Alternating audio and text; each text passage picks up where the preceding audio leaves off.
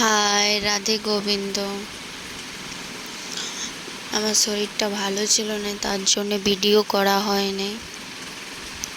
আসলে এক্সামের পর থেকে আমার শরীরটা খারাপ ছিল, মানে শরীরটা খারাপ হয়ে গেছিলো। ঠান্ডা জল খায়, ফ্রিজে একদম বরফ নিয়ে যেত কলেজ। এক্সামের পর একদম গরম হয়ে যেত, তার জন্য বরফ নিয়ে যেতাম বোতলটায় ঢুকায়।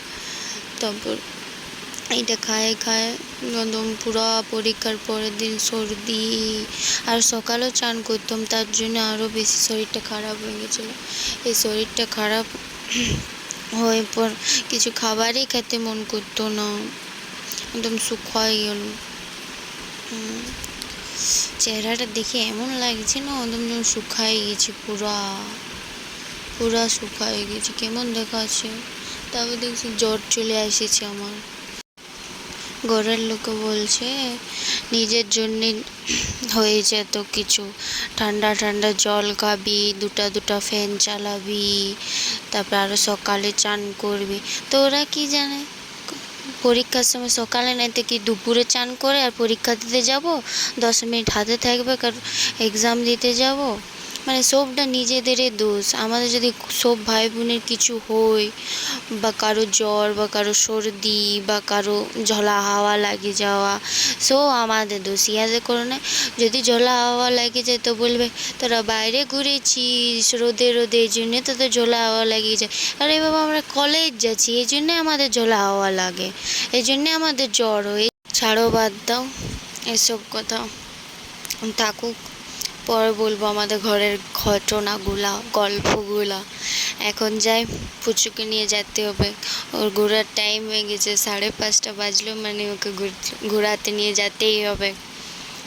ঠিক আছে, পুচুর সাথে বাইরে দেখা হচ্ছে। বাইরে চলে এসেছি পুচুকে নিয়ে। পুচু কাঁধে চাপলে মানে এক মাথায় চাপবে বা মাদুলি চিবাবে, মাদুলির মোমগুলা গুছায় শেষ করে দেয়। আমি আর পুচু বসেছিলাম, দেখি বৌদির একটা নাতি আছে, তার সাথে কথা বলছিলাম, বলে এই তোর ঘর কোথায়? তখনই কি বলছি শুনো। তোর আসল ঘর কোথায়? কোথায়? নাম কি? ও বলতেই পারছে না নিজের ঘর কোথায়। যখন বলছি ঘরের নাম কি, বলছে না ওথায়, আর ও শুধু বলছে আন্টিদের ঘর। হাসি লাগছিল শুনে নিয়ে। আমি শুধু ওর কথা শুনে হাসছিলাম, আর বলে হাই বল, হাই, তখন হাই বলছি। ঘর যায় পর প্রচুর কাণ্ড দেখো, খাটে চাপে দিয়েছে। পুচু পুচু পুচু। A few minutes later. আমি আর পুচু বিকালে নাস্তা করছি। বুবু মুড়ি মাখে দিল, মুড়ি মাখে আমি আর পুচু দুজনায় দুপুরে ভাত খাই নাই ঠিক মতো করি। আমরা ভাত খাই নি, ভাত খেতে ভালো লাগছে। বারোটায় ভাত খায়নি, আবার মুড়ি চপ খাচ্ছে, আর এবার ই খাবে। কি ভাত খেতে ইচ্ছা করে? ভাত আছে সেগুলা রইল। তো চাটা খালি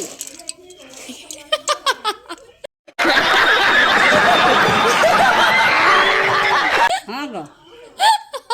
The next day.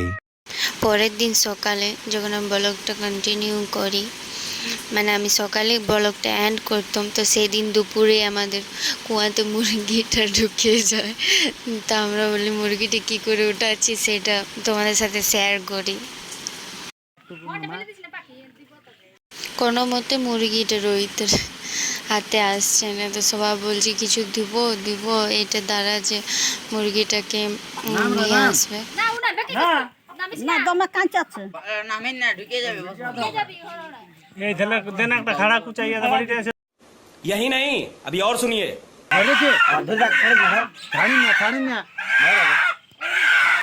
থাম তুই এই ওই রসিটা বাক দে, পাগলে বাঁধে দে। ওয়া এই কিনতে ফাঁসে গে যে কিনতে উঠা না উঠা ফাঁসে গে তো তো ঘষতে উঠাক না ले ले चल तांग तुम कोते समय बिचारा সময় দিয়ে हां तो बात देख तू रेडी है अरे হাত লা দেখবে तोर हाथ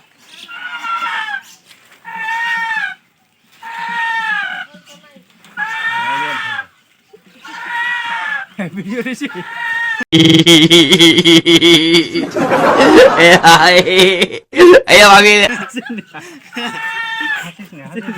গুড়াগুলো ধর গুড়াগুলো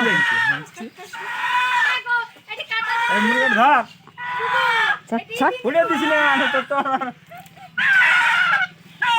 দেখলে আমাদের ঘরের লোকের বুদ্ধি এরকম করে আমরা মুরগিটা উঠাইলো। বাপরে বাপ, কি করে যে মুরগিটা ঢুকে যায়। বেচারা রোহিত কত কষ্ট করে মুরগিটা উঠালো। মুরগিলারও বলি আরই। ঠিক আছে, আজের মতো ব্লগটা এত দূর অবধি, পরের ব্লগে দেখা হচ্ছে। আজের মতো টাটা।